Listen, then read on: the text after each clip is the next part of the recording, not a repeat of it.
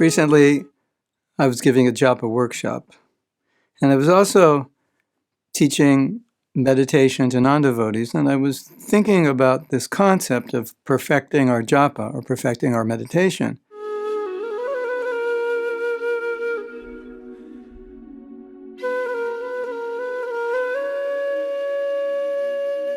So we had this room full, about half devotees, half non-devotees. And we were talking about meditation and specifically Japa. And this thought came to my mind. So I told them, I said, do you know why you have this material body? I said, the material body is given to you so that you can fulfill material desires. But if we relate that concept to meditation, then the answer would be, you have this material body because you didn't perfect your meditation in your last life.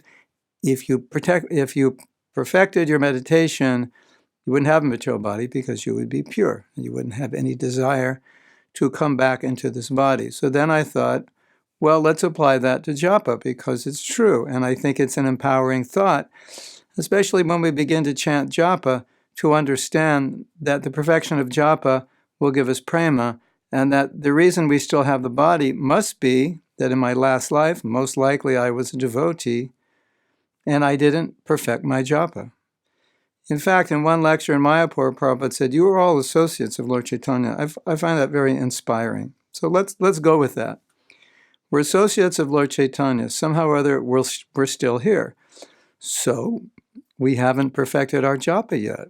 And so every morning, it's a chance to perfect our Japa.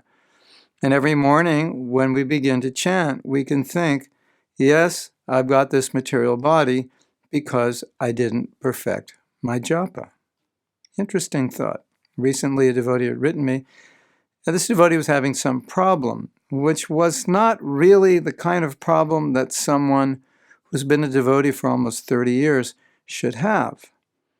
And so I told this devotee, I said, probably your sadhana needs to be improved. Probably you're not chanting well, and your sadhana is just not being done carefully enough, not reading enough, and so forth.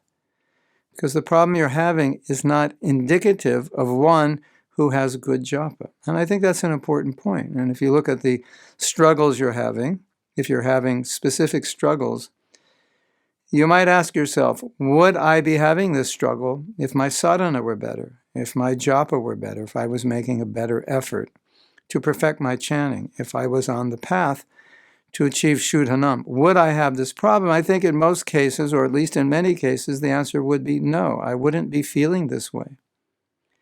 So then again, we can go back to that statement. The reason I have this material body is because in my last life, I did not perfect my japa. Obviously, we have another chance. So let's think. In this life, I should perfect my japa. And if I perfect my japa, I will become Krishna conscious. Now, sometimes I joke with the devotees. I say, okay, probably in our last life, we were working on our Krishna consciousness, but we didn't perfect it.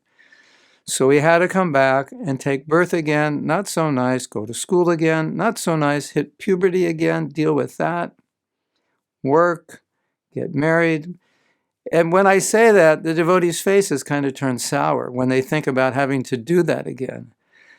And sometimes they're sighing, complaining out loud. So you can think like that. If I don't perfect my Krishna consciousness, then I have to go all over again, being born, just to come back to the position I'm in now where I could perfect it. It's an interesting thought, isn't it?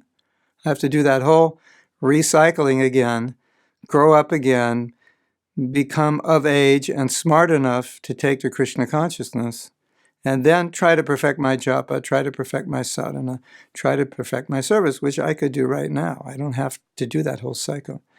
So Prabhupada preached that way a lot, and trying to make us realize you could actually perfect it in this life. You don't have to come back. And why would you want to come back anyway?